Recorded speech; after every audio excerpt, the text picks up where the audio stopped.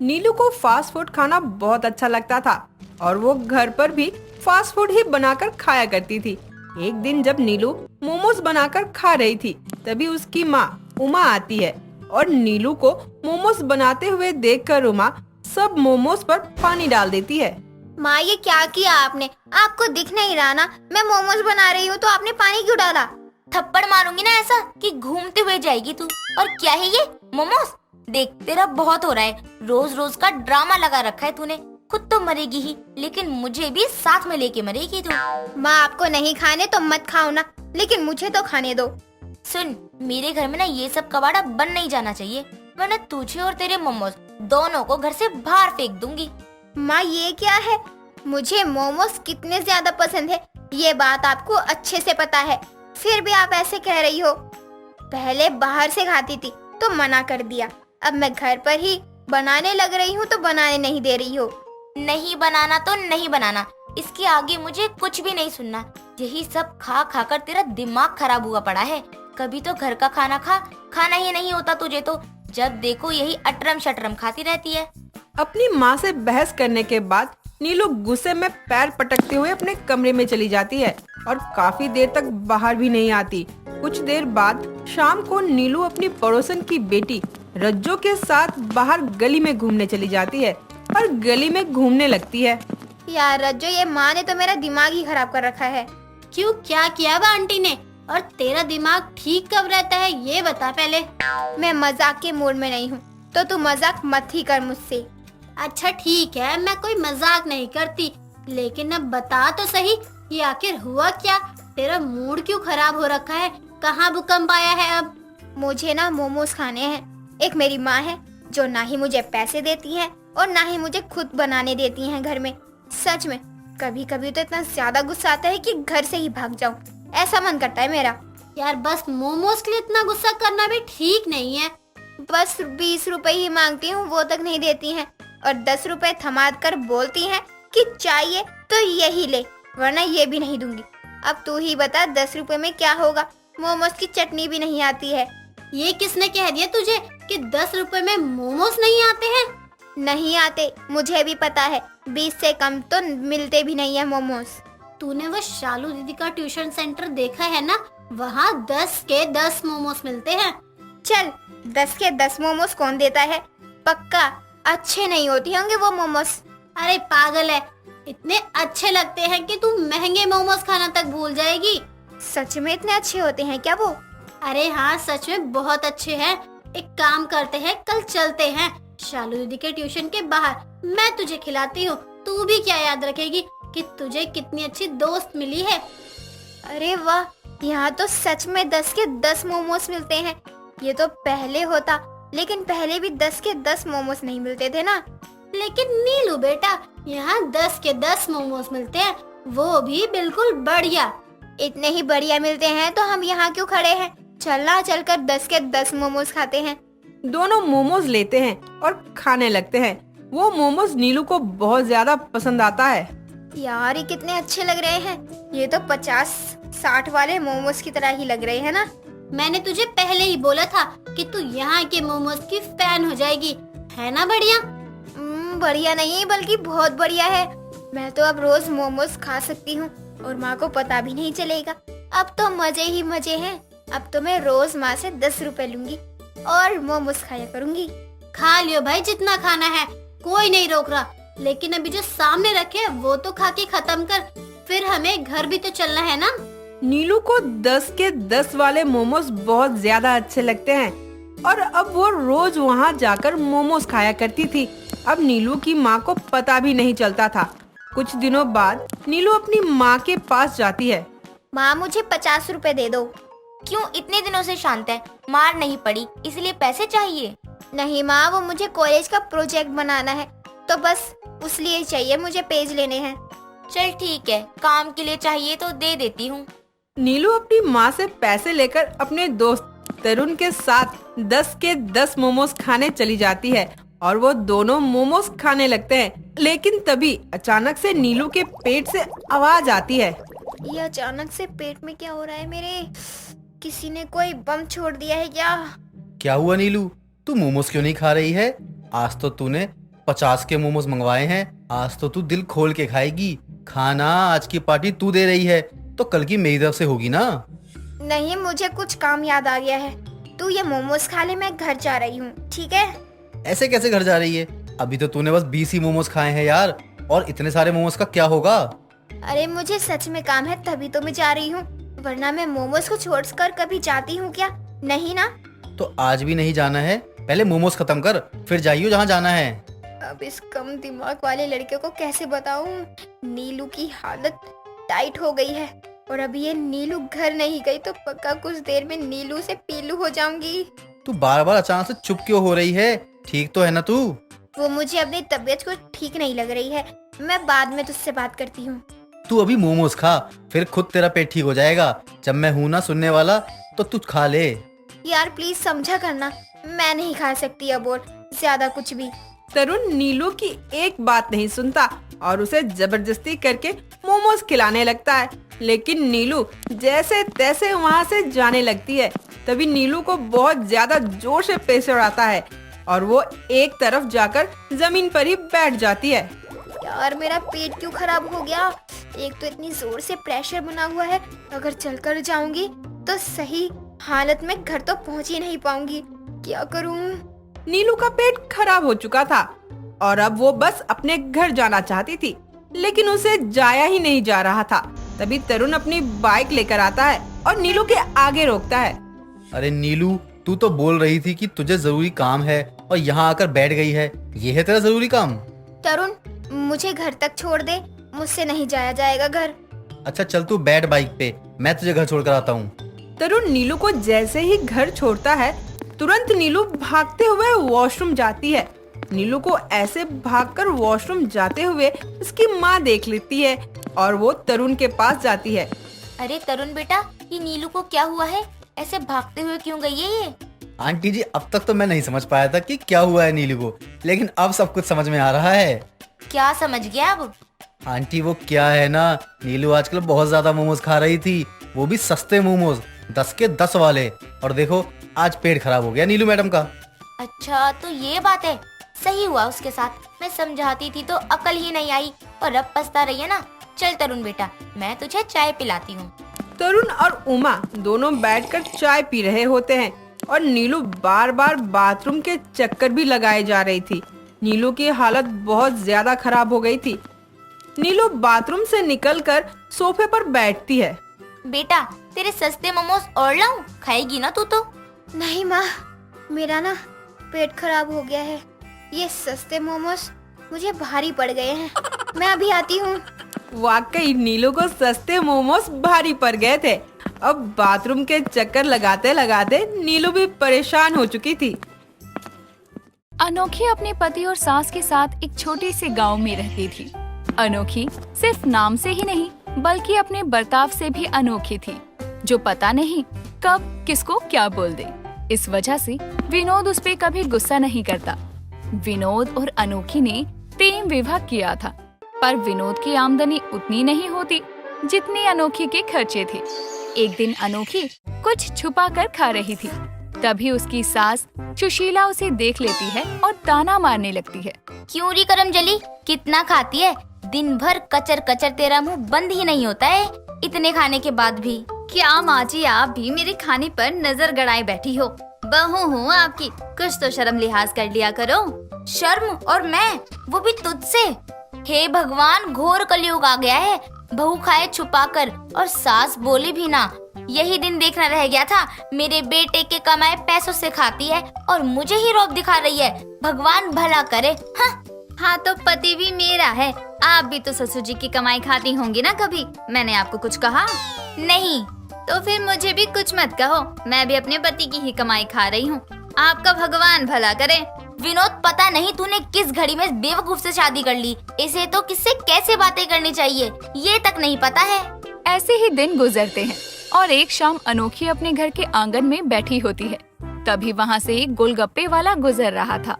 तभी उस गोलगप्पे वाले को अनोखी आवाज देते हुए रोक लेती है। भैया गोलगप्पे कैसे दिए और कौन कौन से गोलगप्पे हैं? आटे वाले 10 के 5 और सूजी वाला 10 के 4। हाँ तो फिर लगाइए आटे वाले ही, जरा चटकदार बनाना, साथ में तीखा भी होना चाहिए। क्यों भाभी, क्या हो गया? मुंह से आग निकालने का इरादा है क्या इतना तीखा खाकर? ऐसे ही अनोखी गोलगप्पे खाने लगती है। जैसे ही आटे वाले खा लेती है तो सूजी वाले मांगती है। गोलगप्पे खाते हुए मुकेश को कहती है, क्या भैया और तीखा डालो, मसाला और तीखा दोनों ही कम है। गोलगप्पे में पानी जरा भर के डालो। अरे भाभी, और कितना तीखा खाओगे? पानी भरकर ही तो दे रहे हैं। वहाँ सुशीला खड़े होकर अनोखी को ताना कसते हुए कहती है, खा ले तीखे चटपटे गोलगप्पे। बस इतना ही खाएगी या कुछ और खाने का इरादा है बहू? हाँ माँ जी, अब गोलगप्पे का ठंडा ठंडा पानी पीना है और मीठी पापड़ी खा लूं बस। बस इतना ही? और भी कुछ खाना है तो खा ले, किसी ने तुझे रोका कहाँ है? भगवान भला करे, नास पीटी। अनोखी का अब गोलगप्पे खाने का पागलपन बढ़ता जा रहा था।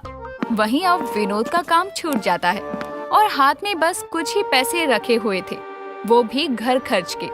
विनोद सर पे हाथ रखकर बैठा हुआ था कि तभी अनोखी और सुशीला उसे उदास बैठा देखकर विनोद से उसकी उदासी का कारण पूछती हैं।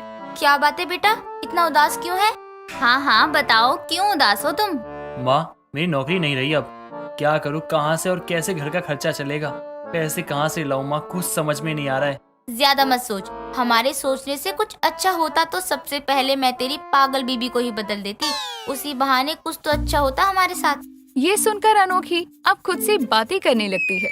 क्या करूँ, कुछ समझ में भी नहीं आ रहा। ना ही इनके पास पैसे हैं और ना ही मेरे पास। किसी को लूटना पड़ेगा गोलगप्पों के लिए, वरना मैं तो गोलगप्पे खा ही नहीं पाऊंगी। अनोखी खुद से बातें कर ही रही थी कि तभी सुशीला उसे आवाज लगाती है। तभी विनोद भी देखने लगता है और अनोखी को घूरने लगता है और दोनों साथ में पूछते हैं, खुद से क्या बातें कर रही हो? पगला गई है तेरी बीबी। बाकी की नौटंकी कम थी क्या, जो अब खुद से बातें करना शुरू कर दिया? भगवान भला करे। माँ जी, मैं कुछ सोच रही हूँ। तू सोचने भी लगी? तेरे में इतना दिमाग है जो तू सोच सके? हाँ माँ जी, इतना दिमाग है मेरे पास कि सोच भी सकूं और दिमाग चला भी सकूं। ये बोली अनोखी। भगवान भला करे, तेरा दिमाग है या कचरे का डब्बा? वैसे सोच ले, सोचने के लिए पैसे नहीं लगते हैं। सुशीला और अनोखी की बात सुनकर विनोद को गुस्सा आता है।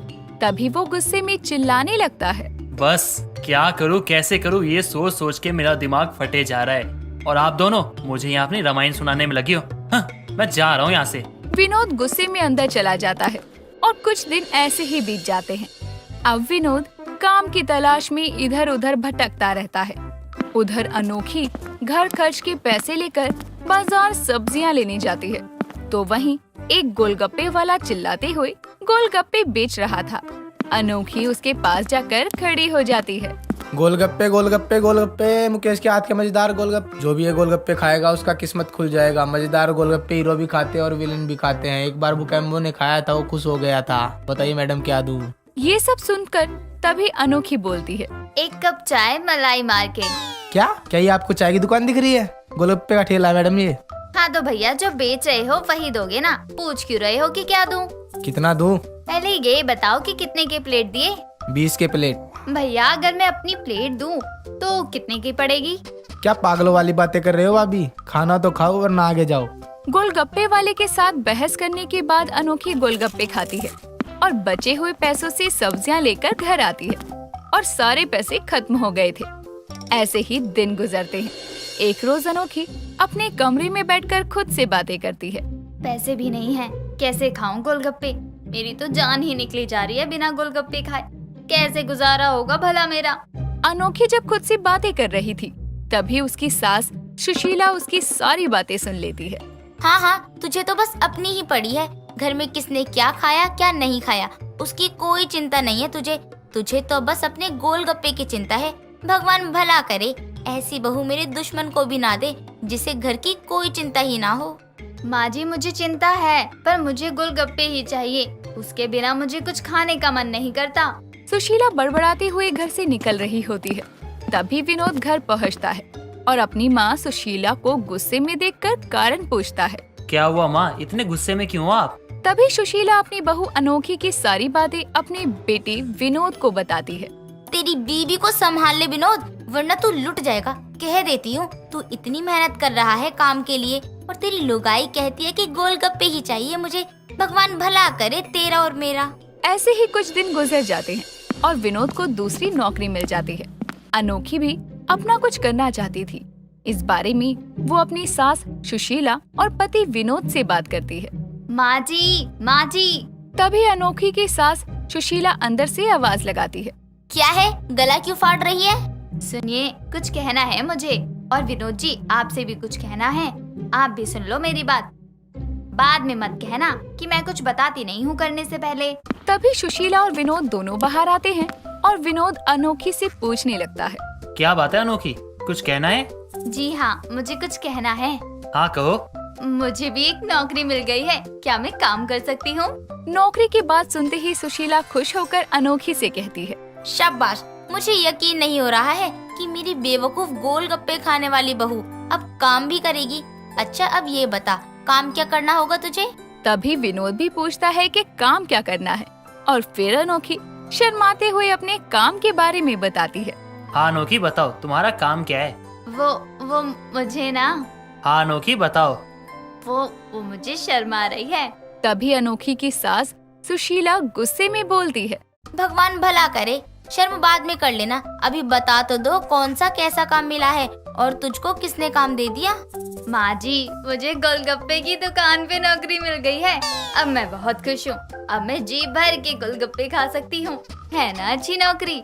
और मेरे गोलगप्पे ही गोलगप्पे होंगे साथ में। अनोखी अपने गोलगप्पे के स्टॉल पर नौकरी करने की बात बताती है और एक साथ सभी लोग अनोखी के ऊपर हंसने लगते हैं। अनोखी का गोलगप्पे का प्यार उसे आखिरकार गोलगप्पे के स्टॉल पर लाकर पहुंचा ही देता है। सीमा के काले लंबे बालों को देखकर हर किसी को हैरानी होती थी, लेकिन सीमा के काले रंग की वजह से उसे काफी दिक्कतों का सामना भी करना पड़ता था। अब एक रोज सीमा अपने बालों को खोलकर बैठी होती है। तभी सीमा की पड़ोसन विमला का आना होता है और वो आते ही सीमा के बालों को देखकर कहती है। राम राम राम, क्या बाल है सीमा तेरे, ऐसा लग रहा है जैसे साक्षात काली जी आ गई हो। आंटी, आप सीमा के बालों की तारीफ कर रहे हो या फिर उसके काले रंग का मजाक उड़ा रहे हो? तुझे जो समझ आए बहू, तू वही समझ ले। वैसे तो मैं उमा से मिलने आई थी, कहाँ है वो? माँ जी तो किसी काम से बाहर गई है, आएगी तो उन्हें बता दूंगी कि आप आई थी। अब विमला की जाने के बाद प्रीति अपनी ननद सीमा से कहती है। सीमा, मैंने आपको कितनी बार कहा है अपने बाल अपने कमरे में ही बांधा करो, लगा गई नजर? भाभी, वो तो मैं माँ की वजह से इसकी इज्जत कर लेती हूँ, वरना तो किसी दिन अपने बालों के फंदे से ही इसे फांसी लगा दूंगी। अरे नहीं सीमा, फिर तो आपका नाम अखबारों के हेडलाइन बन जाएगा। जो भी हो, इसी बहाने कम से कम मैं फेमस तो हो जाऊंगी और मोहल्ले वालों को इस विमला आंटी से छुटकारा तो मिलेगा। ये बातें चल ही रही थी कि तभी प्रीति सीमा से कहती है।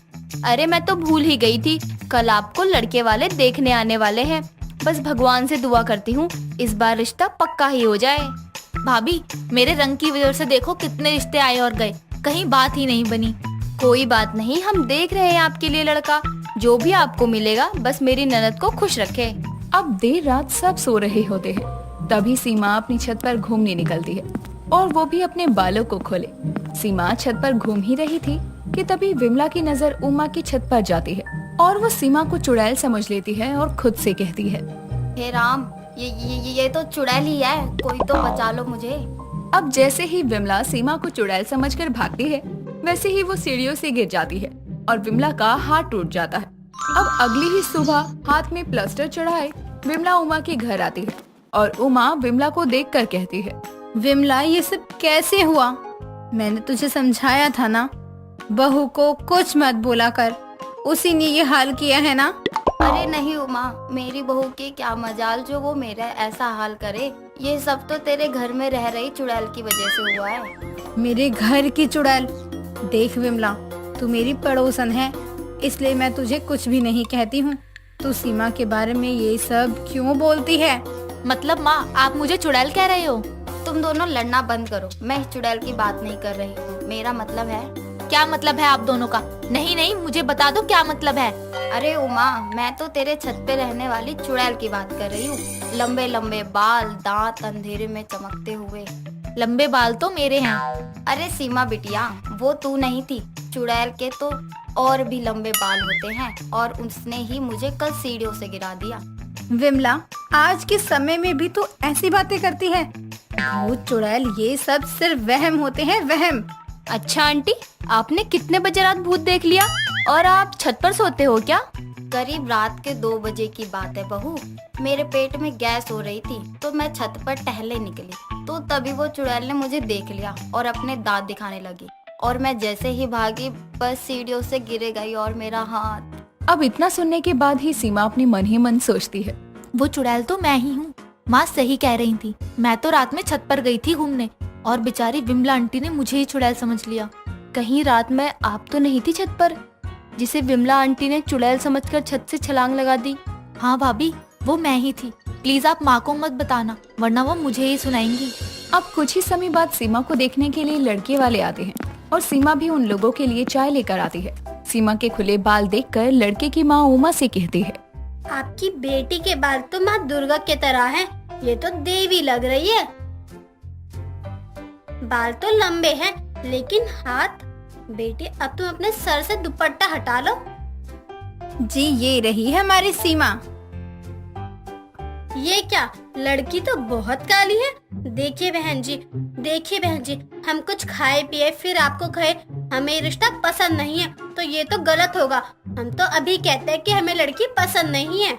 लेकिन बहन जी, आप ऐसा कैसे कह सकती हैं? आपका लड़का भी तो कोई गोरा नहीं है, उसका रंग भी तो हमारी सीमा की तरह ही है। तभी तो हम अपने लड़के के लिए गोरी और सुंदर लड़की ढूंढ रहे हैं, बिना दहेज। अब इतना कहने के बाद ही लड़के वाले चले जाते हैं और ये सब सुनकर सीमा की आंखों में आंसू आ जाते हैं। तभी सीमा की भाभी सीमा से कहती है, सीमा, जाने दो, मैं तो रिश्ता पसंद होने के बाद भी इस रिश्ते को मना करवा देती। देखो तो, एक तो लड़का इतना काला है, ऊपर से मेरी नंद को रिजेक्ट कर रहा है। भाभी, सच में मैं बहुत काली हूँ। हर कोई मेरे रंग का मजाक बनाता है। देखो सीमा, मुझे ही देखो, मेरा रंग साफ है तो मेरे सर पर बाल ही कितने हैं? गिनती के 4। और भले ही आपका रंग काला है लेकिन आपके बालों का इस मोहल्ले तो क्या, मैं कहती हूँ कि कहीं भी कोई मुकाबला नहीं कर सकता। सीमा के रंग की वजह से उसे काफी रिजेक्शन का सामना करना पड़ रहा था, लेकिन उसके घर वाले सीमा के लिए लगातार लड़का ढूंढ रहे थे। अब एक रोज सीमा के घर सीमा की भाभी का भाई अनुज आता है और अनुज घर के बाहर ही खड़े होकर सीमा से कहता है, जी सुनिए, क्या आप मुझे ये एड्रेस बता देंगी? जी आप तो यही है मेरी भाभी का घर। और तुम यहाँ अपनी दीदी से मिलने आए हो? अंदर है भाभी। बाल तो ऐसे खोलकर बैठी थी जैसे पलटेगी तो कहीं की राजकुमारी निकलेगी, लेकिन निकला जाना पहचाना चेहरा। अच्छा होगा आप अपनी दीदी से मिलने के लिए यहाँ से प्रस्थान करें। कुछ समय बाद ही सीमा अनुज के लिए चाय बनाकर लाती है और अनुज भी सीमा से चाय लेते हुए कहता है, अरे चाय में कहीं अपनी जुल्फे तो नहीं गिरा दी हैं, जिसे पीने से मेरी मौत आ जाए। अच्छा होगा कि आप चाय पिए, ज्यादा नखरे ना दिखाएं। अब देर रात सबके सो जाने के बाद सीमा और अनुज एक दूसरे से बात करने छत पर पहुंचते हैं और ये प्रीति देख भी लेती है। वो भी छुपकर छत की सीढ़ियों तक जाती है। तभी सीमा अपने छोटे भाई अनुज की बातें सुन लेती है। अनुज, तुम भाभी और भैया की शादी के 7 महीने बाद आए हो, तुम्हें मेरी याद नहीं आ रही थी? क्या करूं, मेरी जॉब भी तो दूर है, बार बार आ नहीं सकता और दीदी मुझे बुलाती नहीं। अनुज, इतने दिनों से मेरा रिश्ता देखा जा रहा है, अब तो तुम दीदी और माँ से हमारी शादी की बात करके ही जाना। कोशिश करूंगा दीदी से बात करने की। चलो अब सोने चलते हैं, वरना यहाँ हमें किसी ने देख लिया तो दिक्कत हो जाएगी। अब प्रीति ये सुनने के बाद ही अपने भाई अनुज के पास जाती है और अनुज को देखते हुए कहती है, ये सब कितने दिनों से चल रहा है अनुज? और सीमा, आप तो कम से कम बता देती ऐसा कुछ है, हम और कहीं लड़का देखते ही नहीं। भाभी वो आप इनसे ही पूछ लीजिए। अब तो मेरी प्यारी ननद मेरी भाभी बनेगी। प्रीति ये बोलती है और सीमा उसकी बात सुनकर शर्माने लगती है। प्रीति भी सीमा और अनुज के रिश्ते से खुश थी और उसे कोई ऐतराज नहीं था और उसने दोनों परिवार वालों को भी इस रिश्ते के लिए मना ही लिया था। इस तरह से अनुज और सीमा का रिश्ता तय कर दिया जाता है और कुछ समय बाद धूमधाम से उनकी शादी हो जाती है और वो लोग खुशी खुशी एक दूसरे के साथ रहते।